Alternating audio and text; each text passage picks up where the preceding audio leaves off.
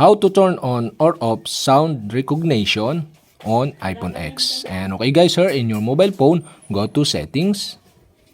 In settings, scroll down and go to accessibility.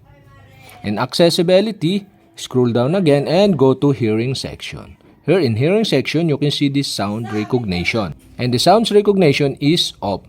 To turn on this, okay, you'll have to do is tap the sound recognition and you can see here the switch button on the right side. To turn on the sound recognition, you'll have to do is switch on switch button on the right side. So if this turn on, your phone will continuously listen for certain sound and using on device intelligence will notify you when sound may be recognized. And that's it. Okay, you have successfully turned on. And to turn off again, okay, you'll have to do is switch off the switch button on the right side.